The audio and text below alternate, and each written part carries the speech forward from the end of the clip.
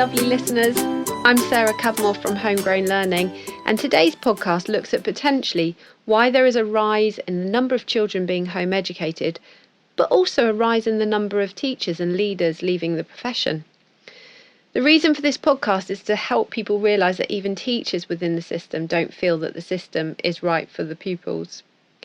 So when asked, where do you see yourself in 5 years' time, 40% of UK teachers surveyed by a teaching union said no longer working in education. Teachers go into the profession because they're passionate about making a difference for young people, but they leave because the pressure on the profession doesn't necessarily allow for this to happen. So I left the profession just over 2 years ago, having taught for 20 years, 9 of which I was a head teacher. And I left the profession for many reasons, some of which I'm going to outline here. But really, the difference for me in that last 9 years of being a head was immense. And when I first became a head teacher, it was so exciting. We were talking about children learning outside, and do we need to have chairs and tables in classrooms? What could it look like? I had neutralised my whole school and taken away all those ghastly primary colours and created a more home environment. And then particularly in the last 4 years of being a head teacher, when the curriculum changed and the pressure for getting better results became harder to achieve, my passions just started to slip away. I think when you talk to teachers about what teaching is like, I think in the last kind of 5 to 6 years, the profession has changed massively. In 2014 and 15, the UK curriculum changed and the bar was raised by nearly 2 years, and schools had to try and catch up the children with the data to match those expectations. For me, this was definitely a point when it started to go downhill. There was panic from teachers. Pupils were taking home more homework. Governors were calling meetings to look at radical ways that we could try and increase data. And it just became, things were being crammed in. There was less time for like that deep learning, but more expectation actually for children to learn at a greater depth. In my opinion, I just started to see more and more children sitting at desks, and that really doesn't suit all children and was really something I was quite passionate about, particularly young children with behavioural or additional needs. They start to play up and be a bit disruptive, and warning after warning, and then suddenly they're out. I've spoken to quite a few families, home educating families recently, that have actually had negotiated exclusions. And that's where the school have suggested that they take their child out of school, otherwise they will be excluded, that kind of threat. And things like this are going on, and we don't know about them. And the numbers don't necessarily match actually what is happening. In fact, persistent disruptive behaviour saw the number of children entering pupil referral units, or you might have heard them as PRUs, double since 2011. There were actually 42 children under the age of 5 being taught in PRUs, and 28 children under the age of 2. And in fact, children with special educational needs are actually 6 times more likely to be excluded. And really, in my opinion, this increase, this drive of the numbers of children in these situations is purely because the curriculum is too crammed, it is too high a expectation, and actually large parts of the curriculum are archaic. They haven't changed in a long time. Children are struggling to sit still. Teachers are struggling to have patience with children who can't sit still. And therefore, this is where in my opinion, this data's come from. The thing that makes me actually, the hairs go up on my arms really, is when I think about this, and I think about the fact that mental health in young people has doubled in the past 2 years. You know, you hear on the other side of it, the government saying, but it's okay because we're going to put in more money to help with this. We're going to bring in more referral pathways and things like that. But actually, it makes me so mad because if they actually just address the issues that, you know, we're expecting too much from these young people, the pressure they're under, the lack of time in school to support social, emotional, and mental issues. You know, children are not meant from the age of 5 to be sat at desks. When I was in school, I set up a nursery which was attached to the school, and it was one of the best things that I did because it felt to me like this beautiful continuous pathway for children that was familiar and safe. Um, but when I had the last Ofsted, I could not believe that the Ofsted inspector asked me while I was showing him round the nursery how many children could hold a pencil and how many children could count to 5. And that actually, in reality, was all he was interested in. Um, the most beautiful moment for me in the nursery was when the children, all 16 of them, sat round a table with china plates, glass cups, and they sat and they ate their lunch together, and they talked to each other in a calm and like really organic way. But the Ofsted inspector wasn't interested in that. So I started to really lose trust of the system and what it was about, and it all started to really slip for me. But I think also I watched staff get more and more stressed as I was forced to be giving them performance management targets that were about achieving data that was better than last year, regardless of the cohort, the children, when we actually knew that, for example, 2 children might have joined last year from another school or might have had really tricky emotional years. And you know that when children are suffering with mental health issues, they're not learning, they're not in the right place to be able to be pushed. And actually, the most important thing is actually that they are able to address those mental health issues. So, yeah, the pressure was on staff, it was on children. And none of that was about, you know, children's starting points or all those kind of life things that happen.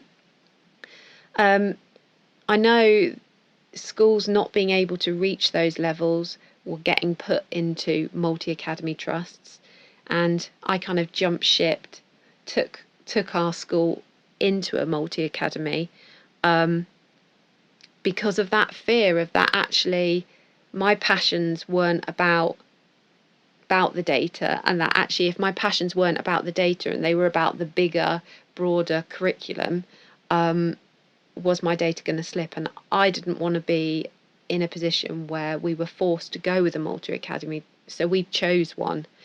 And I definitely think they were the best of the bunch, but actually as time went on, even that, the personal approach started kind of just slowly being stripped away.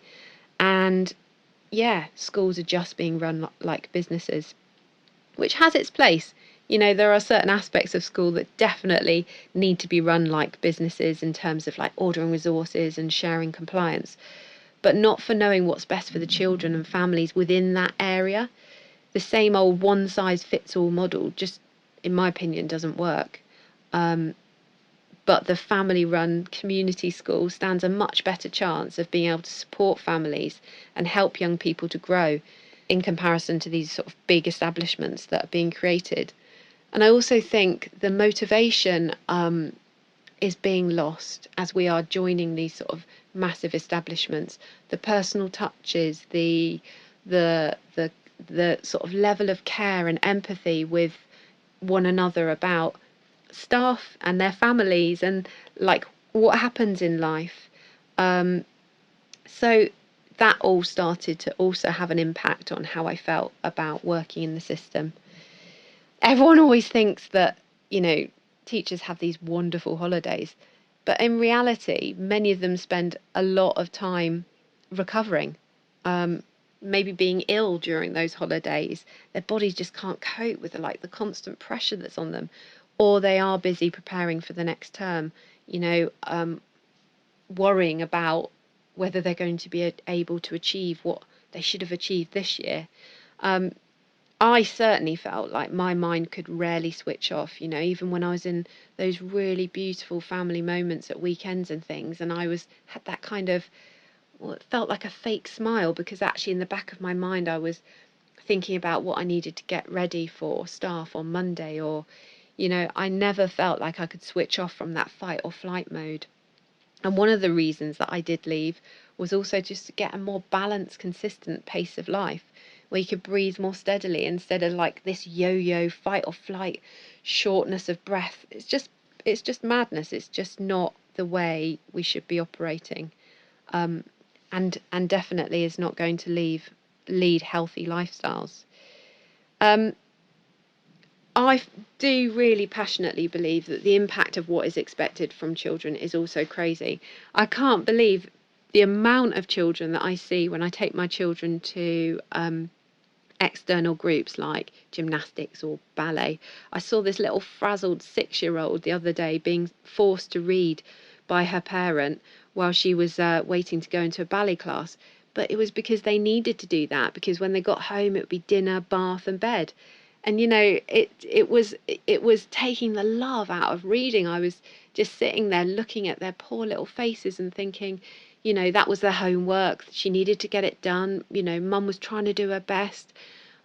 Little girl was just exhausted. But it it it makes me wonder, what it's going to be like with this sort of forced learning on children. So yes, I guess we'll have to wait and see. I also felt really passionately in school about that children shouldn't be doing homework. I actually felt that children were going to school to learn, and actually when they got home, it should be about dialogue with parents. It should be about playing games. It should be about sharing passions for the things that they're learning outside of school and inside school, and just really enjoying time together. I became increasingly under pressure to start giving children homework, and actually when it came to sort of leading up to Ofsted, that kind of fear of like, well, are they going to say, well, your data's not quite high enough, but is that because you're not giving them homework? Those kind of things. I felt less confident to, even though I felt really passionately about them, I knew that I wasn't going to perhaps be producing this outstanding data that they were looking for. It also put a lot of pressure on parents who sometimes didn't understand what was being expected of the way that they were being taught. So actually you can see and you hear parents all the time saying, I argued with my child last night. They wouldn't do their homework. He said I wasn't to help him. And, it just creates this whole feeling of unrest. And I'm definitely not saying that homework doesn't have a place, but I also feel that it's teaching children that, you do your work in the day and then you go home and you do more. Like, is that why, as a society, we feel that, we should be working all the time? Um, it's in my view, it's not healthy. But I did used to tell people when they came round to look at the school, prospective parents, that we don't do homework, and that our passions here are sustainable living, physical activity, outdoor learning, play-based learning, cooking, performing arts, learning to just be with one another and talk about how we feel. Um, and I knew that by doing these things that we would fall behind in terms of data and not perhaps give the results that were needed. But um, I really felt that actually, as those children that went through that kind of system were older, if you could compare their sort of life in terms of their creativity, their ability to come up with new innovative products and ideas, and their ability to be happy, I felt like it would be, a really strong measure. So I would say to parents, like, that's what we're about. But, you could see that, parents are quite fearful of that. And I did used to tell parents to make sure that they think about what it is they want their children to be doing, and actually to make sure they go and visit a lot of schools, because the variation in schools is huge. So I think the other thing about people leaving the system is just that ridiculous workload. The expectations that I can remember getting home from work. I'd have just picked up my two young children. I'd be in the kitchen. I'd have my laptop on one end of the kitchen and be doing emails in between cooking their dinner. And the children would be sort of at my feet trying to ask me things, and I just feel so stressed. And it's not a way to be, but that was the only time for me to catch up on emails, because the days felt so busy and fraught with just doing the general job, that's kind of what life felt like.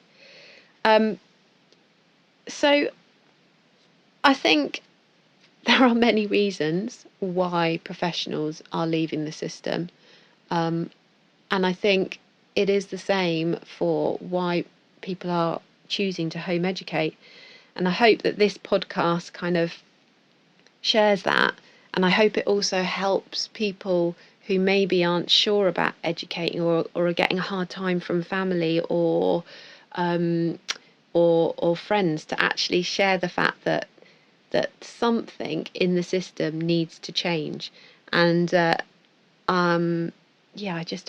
hope it helps you. I'm gonna leave you with a really beautiful quote from John Holt, and he says that since we can't know what knowledge will be most needed in the future, it is senseless trying to teach it in advance. Instead, we should try to turn out people who love learning so much and learn so well that they will be able to learn whatever needs to be learned. So I hope this podcast has helped you. If you have any more questions or anything that you want answered, do feel free to email in. But until next time, lovely listeners, feel good that you are trying to provide your young people with a far less stressful learning experience. Keep calm and take everything one step at a time.